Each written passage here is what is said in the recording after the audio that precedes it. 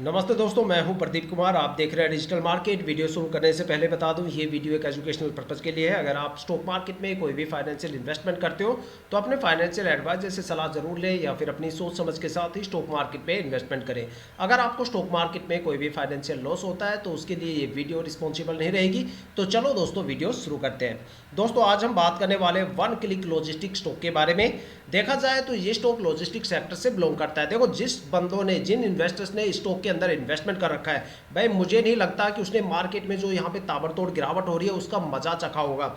देखा जाए तो स्टॉक में मार्केट की गिरावट का कोई भी इंपैक्ट नहीं पड़ रहा। देखो, इस स्टॉक को समझने से पहले एक बार मैं आपको मार्केट के बारे में थोड़ा सा अपडेट कर देता हूँ। देखा जाए तो मार्केट में पिछले 7-8 महीनों से काफ़ी ताबड़तोड़ गिरावट हो रही है।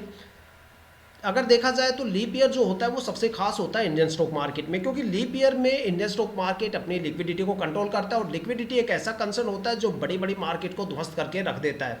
देखा जाए तो दुनिया के अलग अलग स्टॉक एक्सचेंज का अलग अलग टाइम होता है अपनी लिक्विडिटी को कंट्रोल करने का, लेकिन Indian stock market leap year को ही चूज करता है अपनी लिक्विडिटी को कंट्रोल करने के लिए। अगर लिक्विडिटी को कंट्रोल नहीं किया जाएगा तो मार्केट काफ़ी ज़्यादा एक्सपेंसिव हो जाती है, इसलिए मार्केट्स को नियंत्रित करने के लिए लिक्विडिटी को कंट्रोल किया जाता है और इसी वजह से सबसे ज़्यादा स्टॉक में गिरावट देखने को मिलती है, क्योंकि रिटर्न नहीं मिलते तो इन्वेस्टर्स पैनिक हो जाते हैं और पैनिक होने की वजह से स्टॉक में बड़ी गिरावट होती है और पब्लिक इन्वेस्टर से ज़्यादा पैनिक हो जाते हैं एफआईआई इन्वेस्टर्स, फॉरेन इन्वेस्टर्स, क्योंकि उनको इंस्टेंट वहाँ पे रिजल्ट चाहिए। जिन स्टॉक में इंस्टेंट उनको रिटर्न नहीं मिलेगा वो वहाँ पे बड़ी बिकवाली करते हुए नजर आते हैं। अगर देखा जाए तो अगस्त और सितंबर में इंडियन स्टॉक मार्केट में दो सबसे बड़े क्रैश देखने को मिले। देखा जाए तो उस टाइम काफ़ी ज़्यादा कंट्रीज के अंदर, यूरोप और एशिया में काफ़ी ज़्यादा कंट्री में जियोपॉलिटिकल टेंशन चल रही थी, जिसके चलते ग्लोबल मार्केट में बड़ी गिरावट हमें देखने को मिली। साथ में इंडियन स्टॉक मार्केट में दो सबसे बड़े क्रैश हमें देखने को मिलते हैं। अगर बात करें अक्टूबर की तो काफ़ी ज़्यादा स्टॉक में उस टाइम अपर सर्किट लग गए थे, लेकिन क्वार्टरली रिजल्ट बीच में आने की वजह से वहाँ पे ट्रेडिंग विंडो क्लोज होती हुई नजर आई, जिसके चलते एफआईआई की बड़ी बिकवाली हमें फिर से देखने को मिलती है। अगर बात करें करंट टाइम की, इस टाइम की, तो सेंसेक्स 85,000 से गिर के करीब 73,500 के करीब आ गया है। एक बड़ी गिरावट इंडियन स्टॉक मार्केट में चल रही है।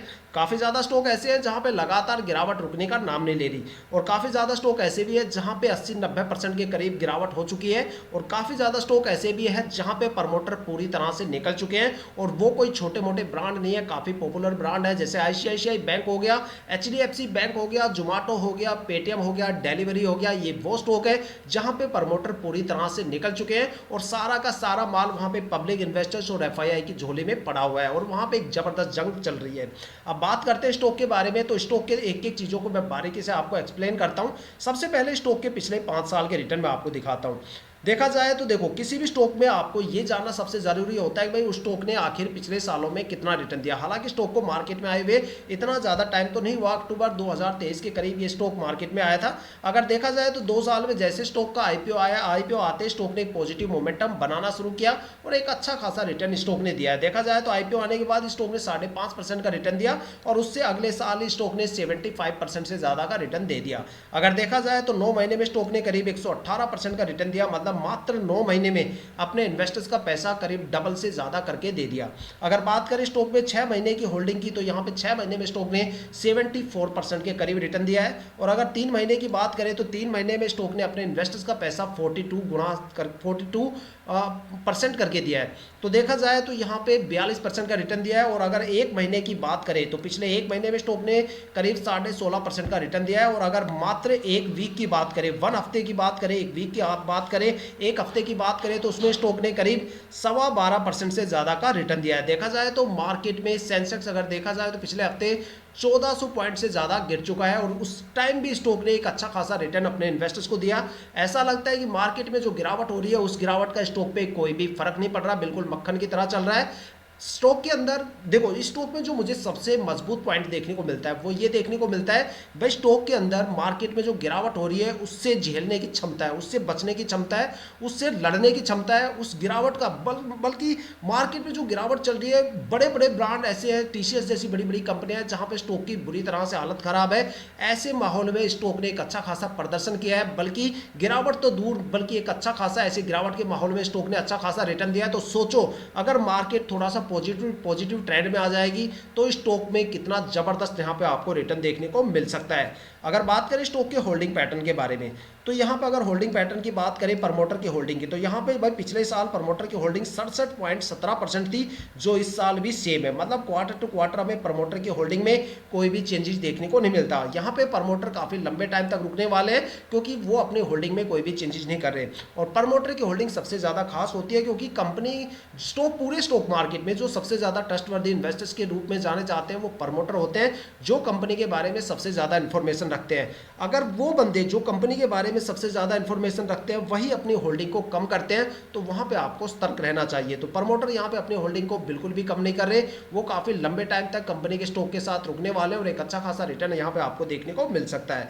अगर बात करें स्टॉक मार्केट के दो सबसे ज़्यादा पैनिक इन्वेस्टर्स की, तो यहाँ पे अगर डीआईआई की होल्डिंग की बात करें तो भाई डीआईआई की होल्डिंग पिछले साल भी 0 थी, इस साल भी 0% है। और एफआईआई की होल्डिंग की बात करें जो कि सबसे पहला पैनिक इन्वेस्टर्स होता है स्टॉक मार्केट में, अगर उसकी होल्डिंग की बात करें तो पिछले साल भी 0% थी और इस साल भी यहाँ पे 0% है। देखा जाए तो एफआईआई की होल्डिंग बहुत ही कम आपको देखने को मिलती है इस तरह के स्टॉक में जो खास तौर पे लॉजिस्टिक सेक्टर से बिलोंग करते हैं। अगर देखा जाए तो यहाँ पे स्टॉक में पब्लिक इन्वेस्टर्स की अगर होल्डिंग की बात करें तो पिछले साल 27.40% पब्लिक इन्वेस्टर्स की होल्डिंग थी, जो इस साल बढ़ के हो गई है 28.93%। एक जबरदस्त यहाँ पे इंक्रीमेंट हुआ है पब्लिक इन्वेस्टर्स की होल्डिंग में। और मुझे पता है कि भाई जहाँ पे स्टॉक में अच्छे खासी परफॉर्मेंस देखने को मिलती है वहाँ पे पब्लिक इन्वेस्टर्स अट्रैक्ट होते हुए चले जाते हैं। अगर बात करें स्टॉक की फाइनेंशियल कंडीशन के बारे में, तो भाई यहाँ पे अगर स्टॉक के रिवेन्यू की बात करें, देखो यहाँ पे जो डेटा दिखाऊंगा मैं वो करोड़ों के अंदर चल रहा है। अगर रिवेन्यू की बात करें तो मार्च 2023 में कंपनी का टोटल रिवेन्यू 4 करोड़ था और यहां से अचानक इस साल तक आते आते ये रिवेन्यू बढ़ के 29 करोड़ हो गया। मात्र 4 करोड़ से बढ़ के 29 करोड़ होना काफ़ी बड़ी उपलब्धि होती है किसी भी स्टॉक के लिए। यहाँ पे अगर रिवेन्यू की बात करें तो 7 गुना से ज़्यादा कंपनी ने यहाँ पे रिवेन्यू कलेक्ट किया है, रिवेन्यू यहाँ पे शो किया है।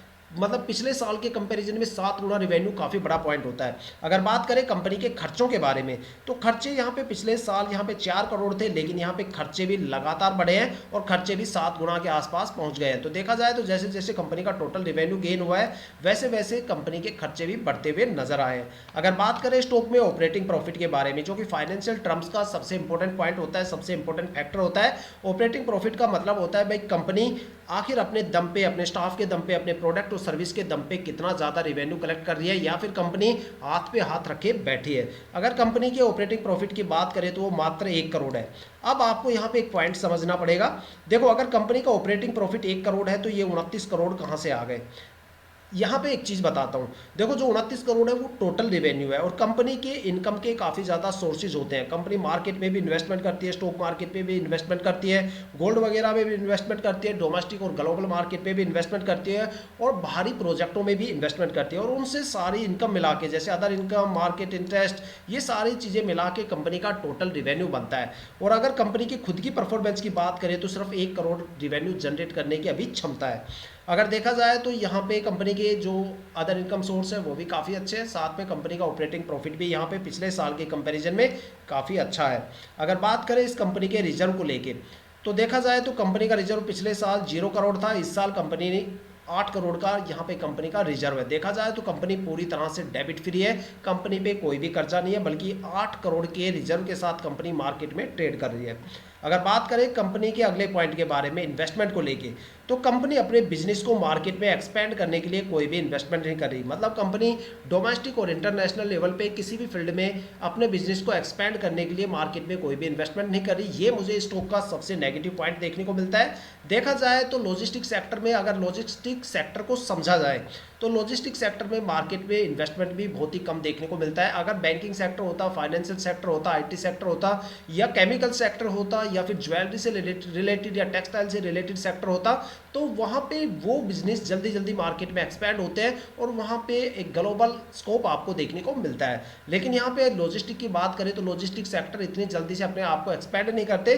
तो यहाँ पे सेक्टर के हिसाब से अगर देखा जाए तो ये भी चीज़ काफ़ी अच्छी है। अगर यहाँ पे थोड़ा सा इन्वेस्टमेंट होता तो यहाँ पे हम कह सकते थे कि भाई कंपनी मार्केट में अपने आप को एक्सपैंड करने के लिए, एडवर्टाइजिंग वगैरह करने के लिए काफ़ी ज़्यादा इन्वेस्टमेंट कर रही है। तो दोस्तों आपको क्या लगता है स्टॉक के बारे में, हमें कमेंट करके जरूर बताइएगा। और दोस्तों ये थी अब तक की सबसे latest information one click logistic stock को लेके। अगर आपके माइंड में कोई भी ऐसा स्टॉक है जिसमें आपने इन्वेस्टमेंट करने की सोच रखी है या फिर आपने उस स्टॉक में इन्वेस्टमेंट कर दिया और आपको उस स्टॉक के बारे में ये पॉइंट बिल्कुल नहीं पता, तो आप हमें कमेंट करके अपने स्टॉक का नाम बताइए। हम आने वाली वीडियो में आपके स्टॉक को जरूर कवर करेंगे। अगर आप इस वीडियो या चैनल पे बिल्कुल नए हो तो चैनल को सब्सक्राइब जरूर कीजिएगा, ताकि हम जितने भी डीपली एनालिसिस करके आप लोगों के लिए वीडियो लेके आते हैं उसकी नोटिफिकेशन आप तक सबसे पहले पहुंचे, ताकि आप स्टॉक मार्केट के हर पहलू से रूबरू रहें, अपने आप को अपडेट और अपग्रेड करते रहें। इसी के साथ ये वीडियो समाप्त करते हैं, मिलते हैं नेक्स्ट वीडियो के साथ।